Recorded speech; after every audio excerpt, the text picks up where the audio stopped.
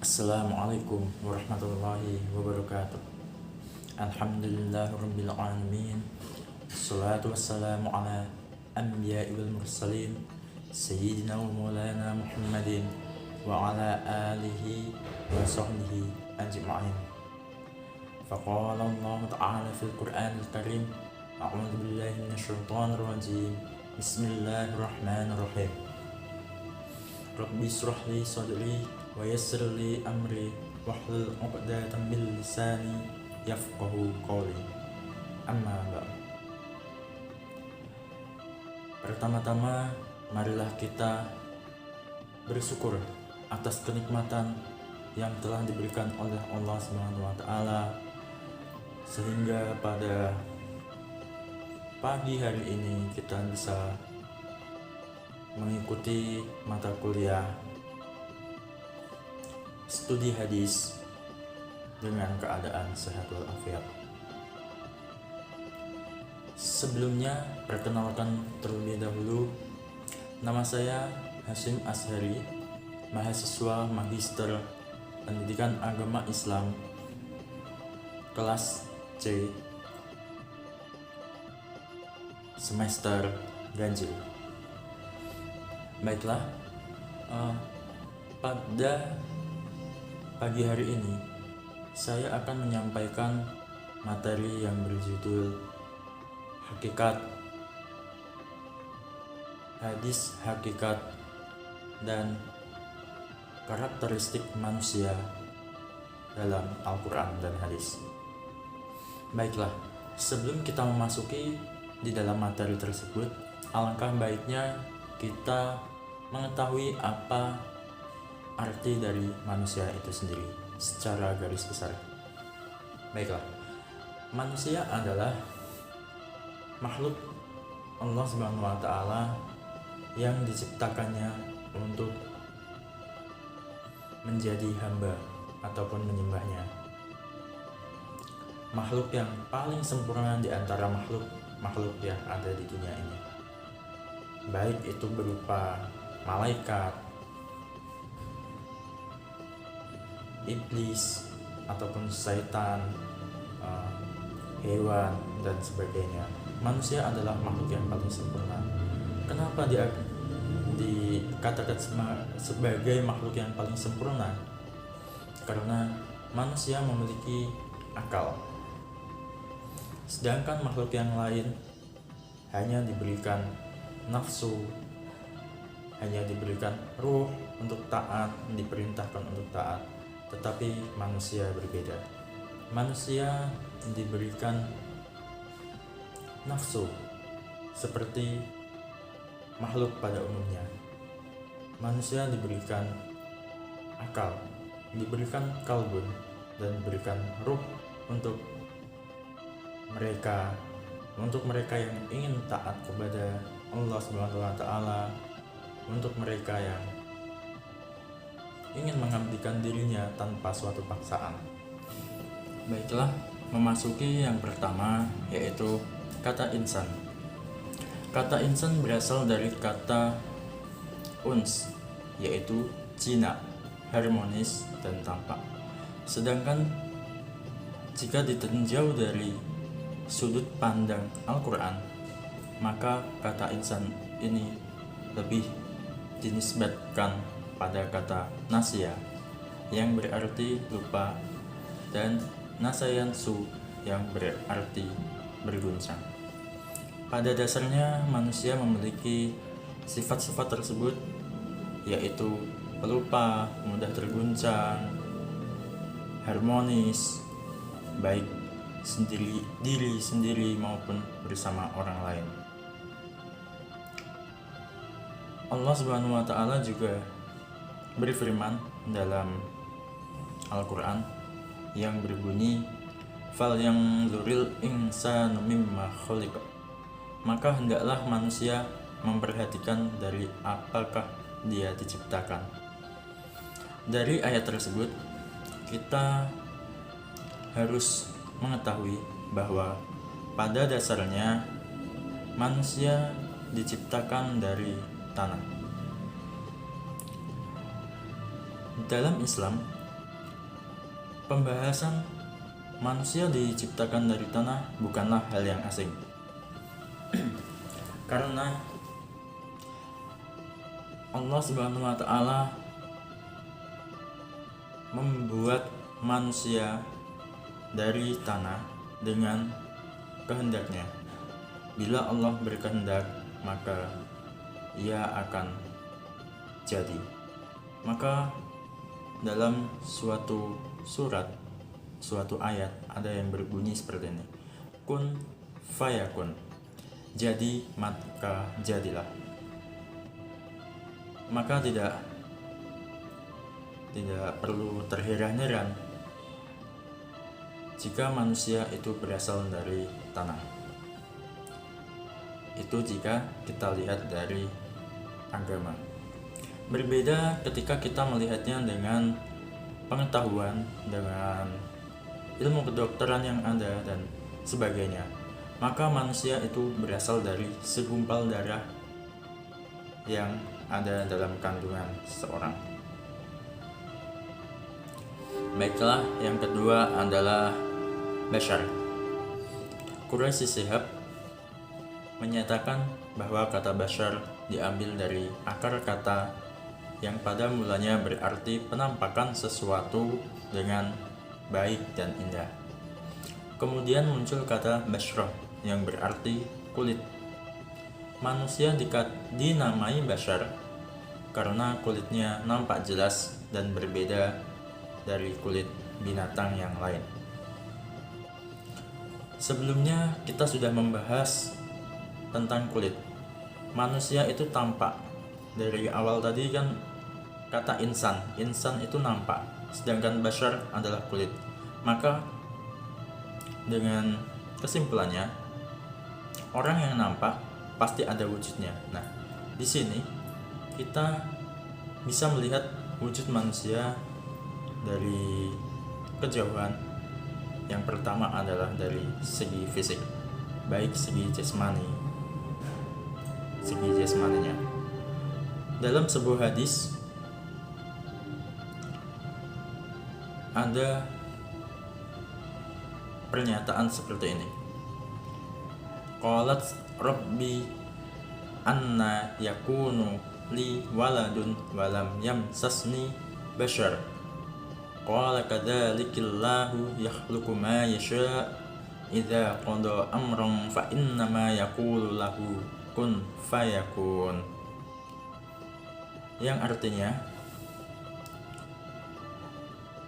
Siti Maryam berkata, "Ya Tuhanku, betapa mungkin aku mempunyai anak, padahal aku belum pernah disentuh oleh seorang lelaki pun."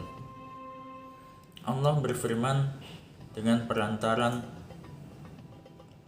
malaikat Jibril yang berbunyi seperti ini. Demikianlah Allah menciptakan apa yang dikehendakinya.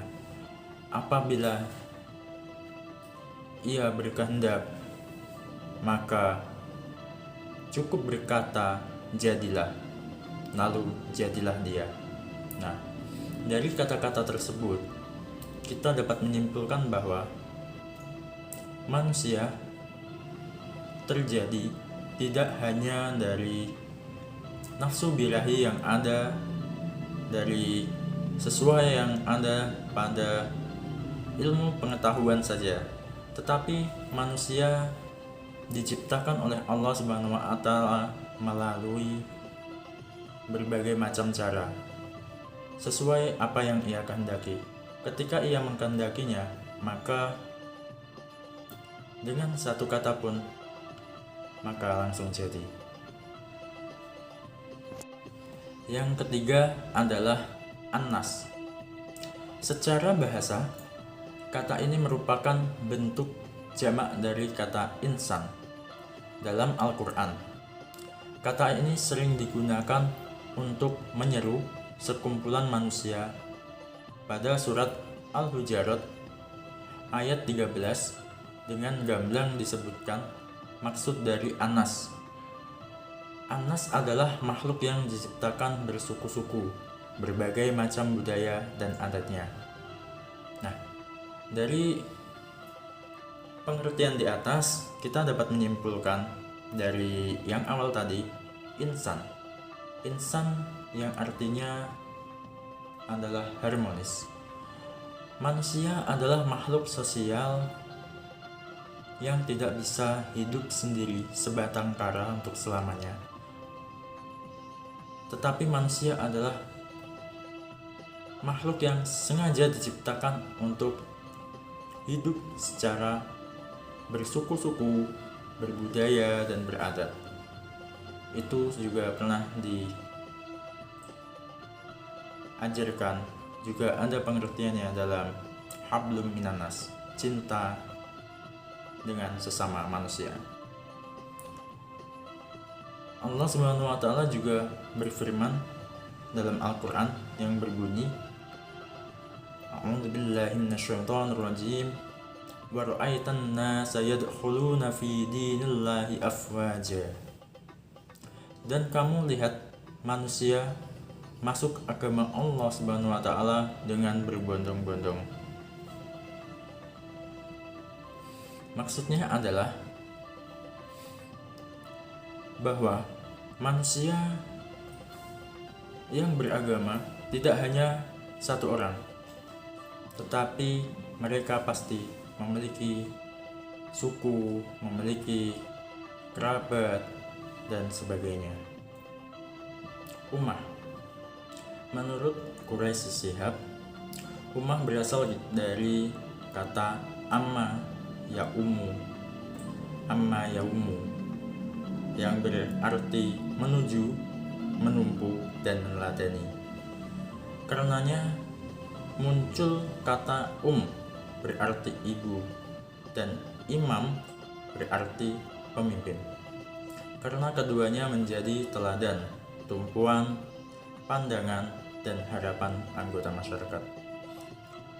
Kita menarik kesimpulan dari arti kata ummah adalah suatu harapan, baik itu yang berarti pemimpin, baik itu yang berarti ibu, dan sebagainya. Ibu adalah orang yang memberikan harapan bagi kita, bagi semua orang yang ada di dunia ini, karena tanpa adanya ibu tidak akan terlahir kita semua. Sebaliknya, pemimpin adalah suatu sosok yang sangat baik bagi manusia, paling bagus, karena pemimpin pasti memiliki harapan yang baik untuk dirinya, untuk keluarga, untuk lingkungan, bahkan untuk masyarakat semua, tidak hanya untuk dirinya sendiri. Allah Subhanahu wa taala berfirman dalam Al-Qur'an pada surat Al-A'raf ayat 157 yang berbunyi, Bismillahirrahmanirrahim. Alladzina yattabi'una ar-rasulan nabiyyal ummiyal alladzi yajidunahu maktuban indahum fit tawrati wal injili ya'muruhum bil ma'rufi wa yanhahum 'anil munkar wa yuhillu lahum at-tayyibati wa yuharrimu 'alaihimul khaba'isa wa yad'u 'anhum israhum wal aghlal allati kanat 'alaihim falladzina amanu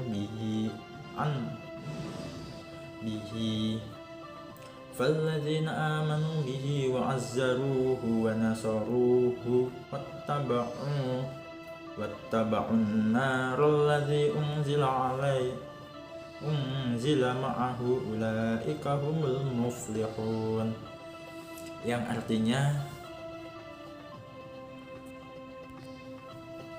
yaitu orang-orang mengikut Rasul Nabi yang ummi, yang namanya mereka dapati tertulis di dalam kitab Taurat dan Injil yang ada di sisi mereka, yang menyuruh mereka mengerjakan yang ma'ruf dan melarang mereka dari mengerjakan yang mungkar, dan menghalalkan bagi mereka segala yang baik dan mengharamkan bagi mereka segala yang buruk, dan membuang dari mereka beban-beban dan membelenggu-belenggu yang ada pada mereka. Maka orang-orang beriman kepadanya, memuliakannya, menolongnya, dan mengikuti cahaya yang terang yang diturunkan kepadanya, yaitu kepada kitab suci Al-Quran. Mereka itulah orang-orang yang beruntung. Dari pemaparan ayat di atas, kita dapat menyimpulkan bahwa kata ummah adalah suatu arti yang ada di dalamnya, yaitu sebagai pemimpin. Pemimpin yang baik, pemimpin yang bisa dijadikan harapan. Karena pada dasarnya manusia diciptakan di muka bumi ini untuk dijadikan khalifah fil ard, khalifah di bumi. Baik itu khalifah secara umum, yaitu seperti tingkatnya, yaitu pemimpin bagi banyak orang, pemimpin pada suatu perusahaan dan sebagainya, bahkan pemimpin dalam keluarga. Mereka semua pasti memiliki harapan yang baik, harapan yang sangat bermanfaat bagi dirinya, bahkan bagi orang lain. Mungkin itu yang dapat saya sampaikan dari 4 arti dari manusia. Manusia sebagai insan, bashar, anas, dan ummah. Jadi kesimpulannya, manusia itu pada dasarnya tampak, memiliki sifat-sifat yang ada, memiliki kulit. Allah menciptakan manusia dari tanah, dari apapun itu, bahkan dari tanpa adanya suatu apapun, seperti kisahnya Siti Maryam, kisahnya Ibu Maryam yang melahirkan anaknya tanpa ada yang menyentuhnya. Nah, yang selanjutnya yaitu anas. Manusia sebagai anas adalah manusia yang hablum minanas, manusia yang hidup secara sosial, hidup secara bersama-sama, memiliki gerombolan, memiliki suku, memiliki adat istiadat. Jadi seperti yang ada di Indonesia ini, walaupun kita berbeda suku, berbeda budaya, tetapi memiliki satu tujuan. Nah, yang selanjutnya yaitu ummah. Dari yang sebelumnya, bahwa manusia adalah